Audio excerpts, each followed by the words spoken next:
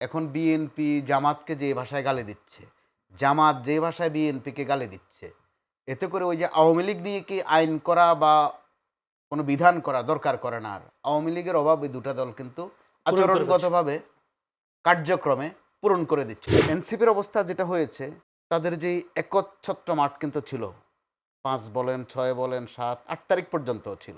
তো ওই সময় তারা কিন্তু টের পায়নি যে তারা যে একটু একটু একটু করে ক্ষয়ে যাচ্ছে। এখন নিশ্চয়ই উপলব্ধি করছে, কখনো বিএনপির ফাঁদে তারা পা দিয়েছে, কখনো জামাতের ফাঁদে পা দিয়েছে। এটা হয়ে গেছে অনেকটা ওই যে যৌবন বয়সী জার্নির মতো। আপনি বাংলাদেশের বিদ্যমান অবস্থা এরকম, একটা পিয়নও যদি আপনি বদলি করেন, শুরুতে লেখা হয় জনস্বার্থে বদলি করা হলো, সব জনগণের দোহাই দিয়ে দেওয়া হলো। ক্ষমতায় চলে যাওয়ার পর টোন কিন্তু একই হয়ে যায়, এটা এ হোক আর বি হোক আর সি হোক। আপনি খেয়াল করে দেখেন বিএনপির যে সাম্প্রতিক বয়ানগুলো, ওগুলোর সাথে আওয়ামী লীগের বয়ানের অনেক তফাৎ কিন্তু নেই। জনাব মুস্তফা কামাল, প্রশ্ন এটাই আসলে এখানে খুবই গুরুত্বপূর্ণ কয়েকটি অধ্যাদেশ, গণভোট যেটা দাবিও ছিল বিএনপির পক্ষ থেকে, বলা হচ্ছে স্বরাষ্ট্রমন্ত্রী সালাউদ্দিন আহমেদই নিজেই প্রথম সেটা দাবি করেছেন, গণভোটের দাবি করেছেন। এর মধ্যে সবচেয়ে যেটি গুরুত্বপূর্ণ, আয়নাঘর, গুম, এই গুম প্রতিরোধ আইনটা, সেই সাথে আরেকটা যুক্ত হলো দুদক। এই তিনটি জিনিস বেশ গুরুত্বপূর্ণ, বিচার বিভাগের বিষয়টা আছে। আহ, এগুলি কি আসলে বিএনপি বুঝে করছেন নাকি না বুঝে করছেন, নাকি বিএনপির লাভের জন্য করছেন, মানে এই অধ্যাদেশগুলো বাতিল করবার জন্য? ধন্যবাদ আপনাকে। এখানে বুঝারও বিষয় আছে, বেশি বুঝারও বিষয় আছে। খেয়াল করেছেন বোধহয় আমার সহালোচক শান্ত ভাই, তার ভয়েস রেজ সম্ভবত 2-3 দিন আগেও এত শক্ত ছিল না। কারণ তারা টের পাচ্ছেন যে মার্কেটিং তাদের ভালো, কারণ তাদের সামনে বা হাতে উপাদান খুব বেশি।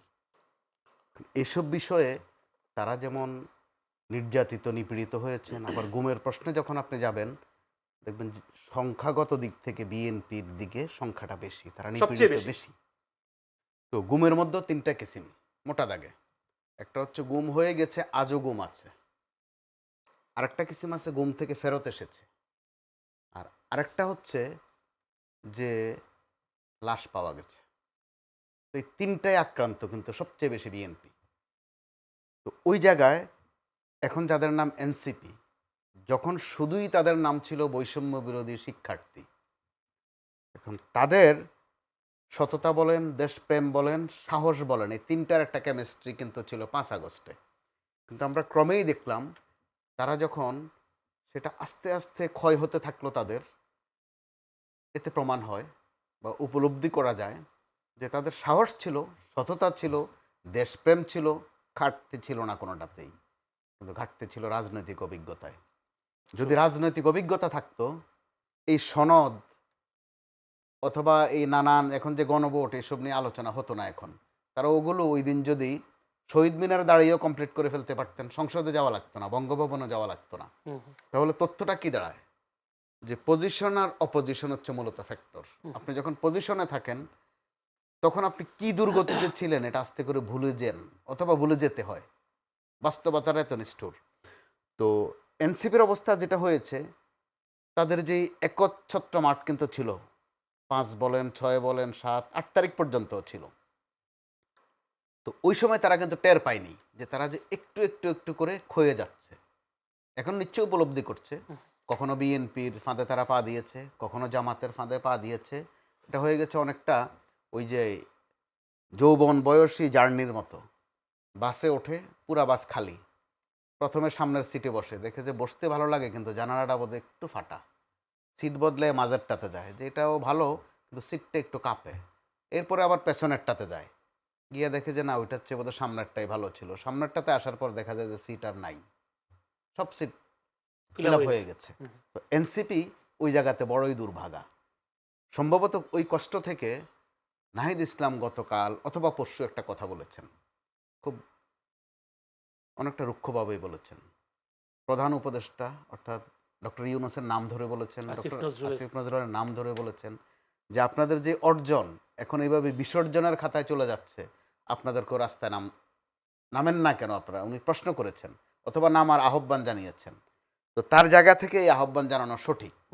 তো যদি এনসিপি, যেটা বলছিলাম ওই সময়ে যদি না একটা ঘোষণা দিয়ে বসতো, ওইটাই আপনি ডিক্লারেশন বলতে পারতেন, ওইটাই প্রক্লামেশন বলতে পারতেন, ওইটাই সনদ বলতে পারতেন।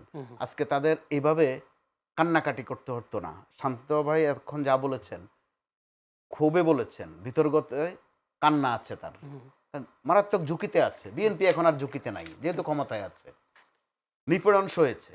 যে কারণে আপনি প্রশ্নের মধ্যে এনেছেন ভবিষ্যৎটা কি, এই অধ্যাদেশগুলোর ভবিষ্যৎটা কি হবে। আপনি ভবিষ্যতের প্রশ্ন দেখেন, একদম চিরায়ত নিয়ম এটা। এখানে একটা প্রশ্ন করে রাখি, আসলে এই অধ্যাদেশগুলো বাতিল করলে কি দলের লাভ নাকি দেশের লাভ, বা দেশের লাভের দিকে কি লাভ দেখিয়ে কি এটা বাতিল করা হচ্ছে, নাকি দলের লাভ দেখে বাতিল করা হচ্ছে, আসলে কোনটা? এই বিষয়টা বলার সময় তো অবশ্যই সবাই দেশের লাভের কথাই বলবে। আপনি বাংলাদেশের বিদ্যমান অবস্থা এরকম, একটা পিয়নও যদি আপনি বদলি করেন, শুরুতে লেখা হয় জনস্বার্থে বদলি করা হলো, সব জনগণের দোহাই দিয়ে দেওয়া হয়, একদম এটা অফিসিয়াল ভাষা, কিন্তু জনস্বার্থে।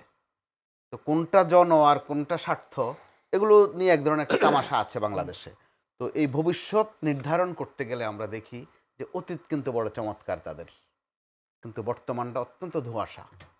এতে করে ভবিষ্যৎটা কি অন্ধকার হবে নাকি আরো উজ্জ্বল হবে, সেটা নির্ভর করবে তাদের কর্মতৎপরতা। বর্তমানটা ধোঁয়াশা কেন মনে হচ্ছে আপনার? এই যে কান্নাকাটি করতে হচ্ছে তাদের, তাদের ঝুঁকি আছে। তো ঝুঁকি না থাকলে কিন্তু এই চিৎকার চেঁচামেচি করছে না তারা। আবার রাজনৈতিকভাবে যদি আপনি বিশ্লেষণ করেন, তারা নিশ্চয়ই আগের চেয়ে ম্যাচিউরড হয়েছে।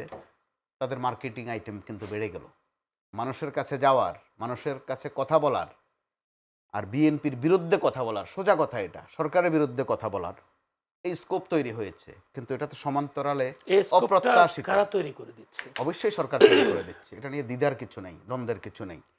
তো ওই ক্ষেত্রে সরকার যেমন অগ্রাহ্য কিন্তু করছে না, সরকার যেগুলো বাতিল করছে আমল দিচ্ছে আবার, কিন্তু আবার দ্বিতীয় ফেজ বা তৃতীয় ফেজ বা আরও পরে রাখছে, একটু অগ্রাহ্য না করলেও একটু সময় ক্ষেপণ করছে।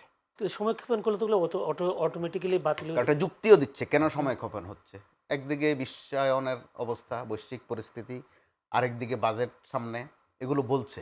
কিন্তু সবসময় সব কথা কিন্তু কখনো কখনো কম বলা ভালো।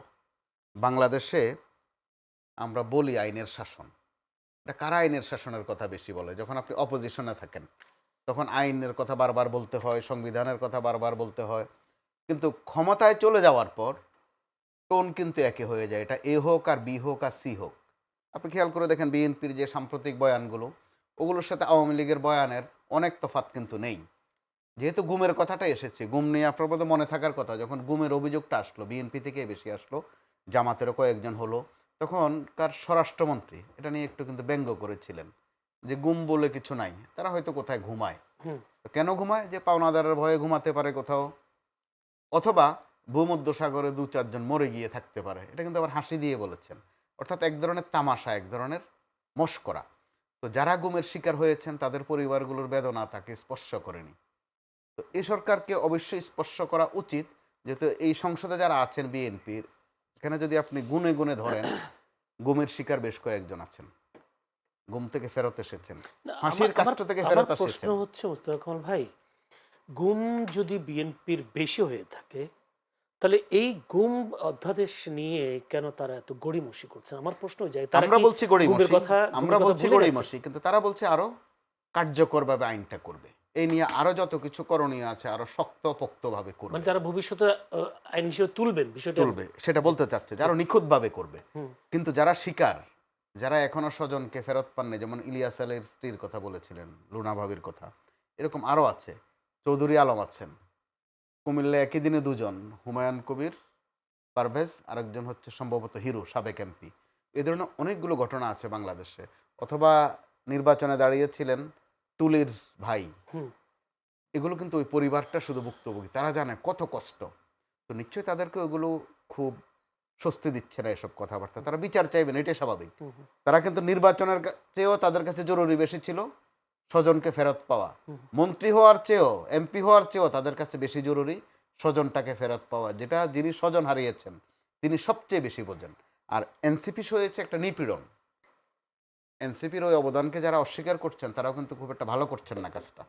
আমরা সমালোচনা করছি, তাদের ব্যর্থতা আছে, তাদের কয়েকজনের বিরুদ্ধে দুর্নীতির অভিযোগ আছে, বড় বড় করাপশনের অভিযোগ আছে, আচার আচরণে গোলমাল আছে, কিন্তু তাদের যে অবদানটা আপনাকে কিন্তু আমলে নিতে হবে। কত পর্বে পর্বে তারা দেখেন একটা পর্যায়ে এসেছে, শুরুটা করলো নিরাপদ সড়ক চাই দিয়ে। কিন্তু তাদের অবদান তো বলছেন যে সরকার যদি বলে বিএনপি বা অন্যান্য জোটগুলো 300 রান করেছেন, ওরা 3 বলে 12 রান করে সামনের দিকে দলকে জিতিয়েছেন, সেক্ষেত্রে বেশি দাবিদার না তারা। সেটা বলা হচ্ছে, বলা হোক, এটাও এক ভালো কম্পিটিশন হোক, প্রতিযোগিতা হোক, কে কত নির্যাতন হয়েছেন, এই ধরনের পরিস্থিতিতে কিন্তু ওইসব কথা আসে। কে বেশি নির্যাতিত হয়েছেন, কে বেশি জেল খেটেছেন, কার লোক বেশি গুম হয়েছে, এইসব কথা আসবে। তো কথা তো কারোটাই ফেলনা না। আবার যারা ক্ষমতা যায় তারা তাদের ক্রেডিটটুকু একটু বেশি করে নেবে। তো এটাও তো আবার এনসিপির জন্য সুযোগ, যে যেহেতু নিপীড়নের বা গুমের নির্যাতনের ক্রেডিট বেশি নিচ্ছেন, তাহলে বিচারটাও করেন, তাদের ওই আবেদনের সুযোগও হচ্ছে। কিন্তু বিপরীতে কথা আছে, আমরা কিন্তু এরকম একটা পরিস্থিতি চাইনি। এখন বিএনপি জামাতকে যে ভাষায় গালি দিচ্ছে, জামাত যে ভাষায় বিএনপিকে গালি দিচ্ছে, এতে করে ওই যে আওয়ামী লীগ নিয়ে কি আইন করা বা কোনো বিধান করা দরকার করে না। আর আওয়ামী লীগের অভাব এই দুটা দল কিন্তু আচরণগতভাবে কার্যক্রমে পূরণ করে দিচ্ছে, অভাব পূরণ করে দিচ্ছে। তো সেটা কিন্তু ভালো লক্ষণ নয়। এবং বিএনপি বলেন, এনসিপি বলেন, জামাত ইসলাম বলেন, কারো জন্য এটা কিন্তু নিরাপদ বার্তা দেয় না। আবহাওয়া বলছে তাদেরকে সামনেই যখন মাঠে নামতে হবে, খুব তারা মাঠে নেবে, খুব কোমল কুসুম গীত গজল গাইবেন, মোটেই না। তাদের আচরণে মনে হচ্ছে তারা সেটার একটা প্রস্তুতি নিয়েই নামছেন, হোমওয়ার্ক ভালো, সেটা আমরা কিন্তু স্পষ্ট দেখতে পাচ্ছি। ধন্যবাদ। সেই কারণে বিএনপি বা সরকার অবশ্যই বিষয়টাকে একটা বিবেচনায় নিবে, না নিয়ে পারে না। ছোট দর্শক